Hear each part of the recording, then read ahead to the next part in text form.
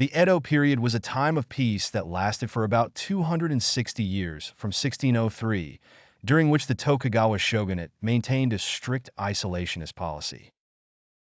This policy heavily restricted trade and diplomacy with foreign countries, aiming to maintain domestic stability in Japan. Meanwhile, the Industrial Revolution was advancing in the world, accelerating technological innovations and the development of capitalism, particularly in Western European powers and the United States.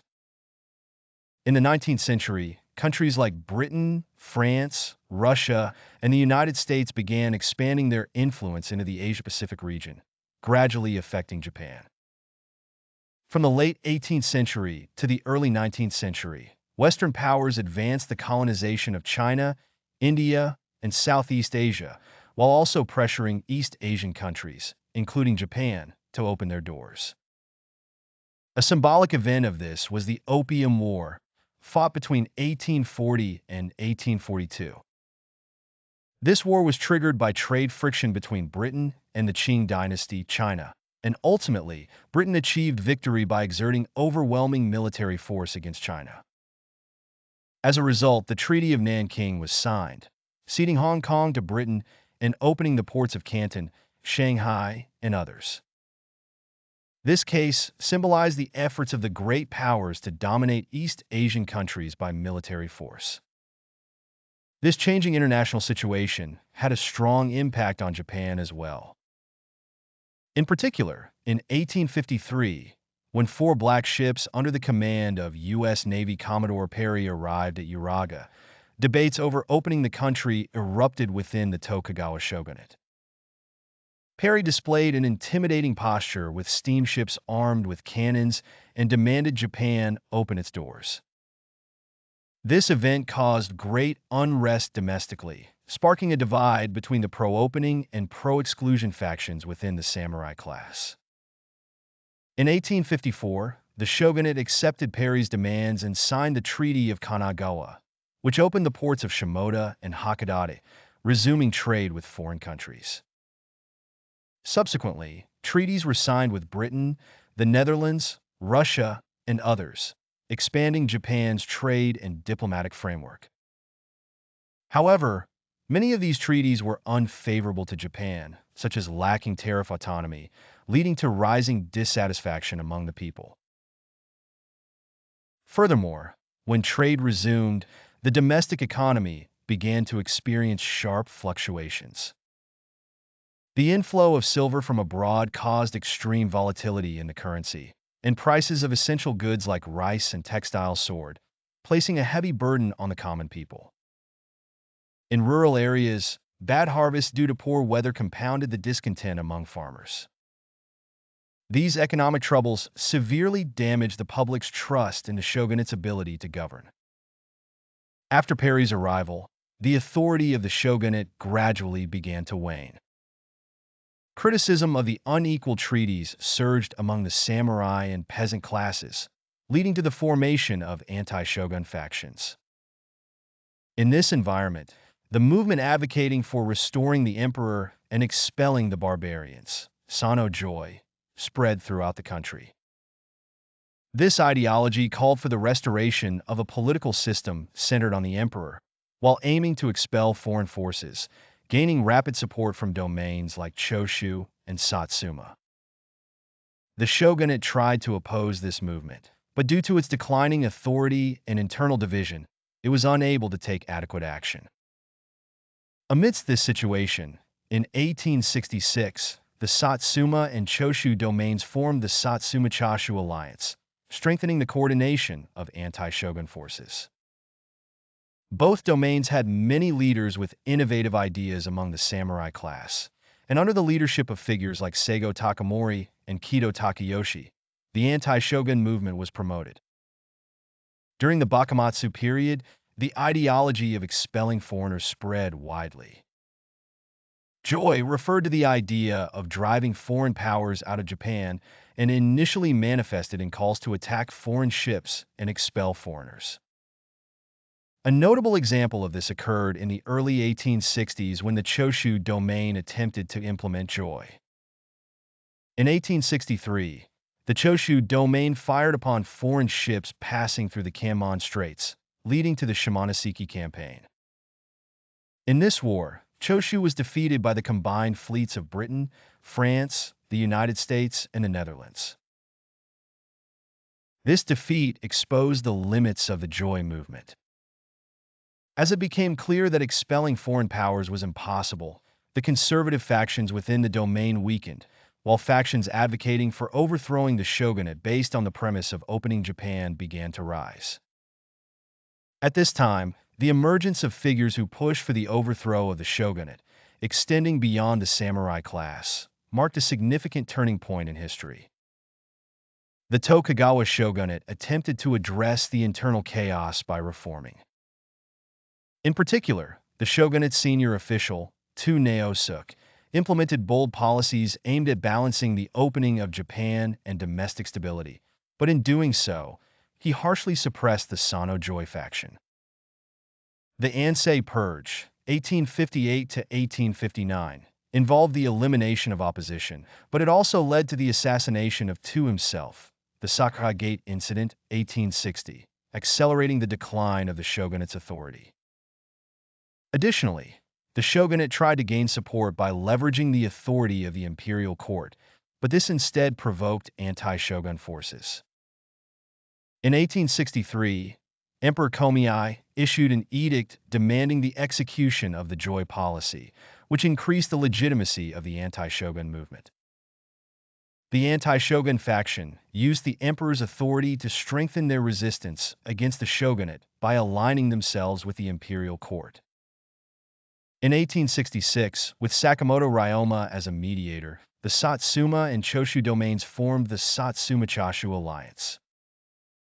This alliance promised military cooperation to overthrow the Tokugawa Shogunate and was a groundbreaking development in the anti-shogun movement. Although the two domains had different political backgrounds and goals, they chose to cooperate due to their shared objective of overthrowing the shogunate. The formation of the Satsuma-Choshu Alliance was influenced by the weakening of the shogunate and the presence of foreign powers.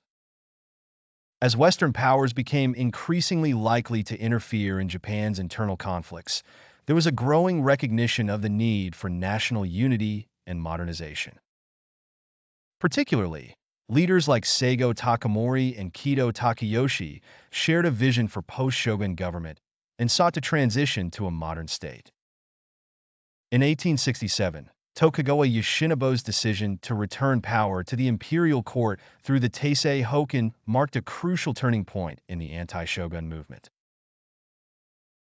Although it appeared that the shogunate voluntarily relinquished power, in reality, the anti-shogun faction had effectively seized control.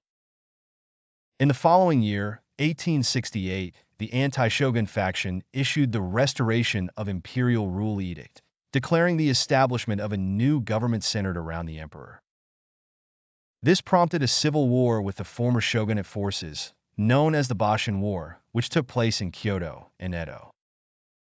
After the new government's military victory, Japan began the transition to a new governance system centered on the emperor. The victory in the Boshin War allowed the anti-shogun faction to proceed with the establishment of a new government. The Meiji Restoration was not just a change of regime, but a reform movement with the grand vision of abolishing the feudal political system and building a modern state modeled after Western powers. The central figures in this movement were politicians from the four domains of Satsuma, Choshu, Tosa, and Hizen. They began radical reforms under the banner of civilization and enlightenment, aiming to transform Japan into a strong nation on par with Western powers. In 1868, the new government issued the 5 Articles of Oath, which outlined its basic principles. It called for the abolition of the feudal system, the mobilization of national resources, the promotion of knowledge, and the strengthening of international relations. This document marked a clear break from the old Tokugawa shogunate and presented the direction of the new nation, centered around the emperor. One of the new government's first challenges was to reform the decentralized system of governance that had persisted since the shogunate period. In particular, the power of the feudal lords who maintained their own finances and military forces at the domain level had to be reduced in order to create a centralized state. This led to the abolition of the Han system and the establishment of prefectures in 1871, transferring the governance of the regions to the central government. The former lords were temporarily involved in the administration of the new prefectures as governors, but in practice, they lost their political power.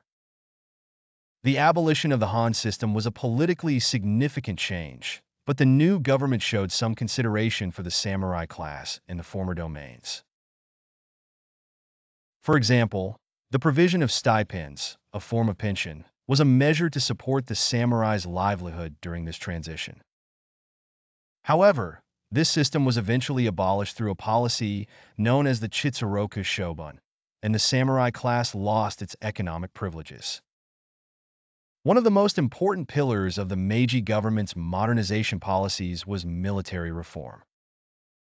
There was a strong recognition of the need to create a unified national military to replace the old domain-based armies and the shogunate's military. The government looked to the military systems of France and Germany, and in 1873, it enacted the conscription law, which required all men aged 20 and older to serve in the military, regardless of social class or occupation. The conscription system was symbolic of the new government's efforts to build a modern state with a strong central authority. By eliminating the military divisions based on feudal loyalties, the new army was composed of soldiers drawn from all classes of society. This policy transformed Japan's military structure, allowing it to prepare for both domestic conflicts and the emerging international pressures from foreign powers. The Meiji government also focused heavily on economic modernization. With the encouragement of industrialization and the development of a national infrastructure, the government initiated a series of reforms to create a modern economy. In particular, the construction of railroads, roads, and telecommunication systems accelerated, and state-sponsored enterprises were created in industries such as textiles, mining, and shipbuilding. These policies allowed Japan to catch up with Western countries in terms of industrial capacity. However, it also created a gap between the elite classes that gained wealth through industrialization and the lower classes who remained in traditional agricultural occupations. Despite the Meiji government's modernization, there were still significant gaps in income and opportunities. As Japan's modernization progressed, it sought to strengthen its position on the international stage. It engaged in diplomatic efforts to revise the unequal treaties signed during the Bakumatsu period and establish better relations with Western powers. Japan's first success came with the conclusion of the Treaty of Shimonoseki in 1895, in which China ceded Taiwan to Japan, signifying Japan's increasing imperial power in East Asia. By the end of the 19th century, Japan had successfully transformed itself into a modernized nation-state and was poised to compete with the great powers of the world.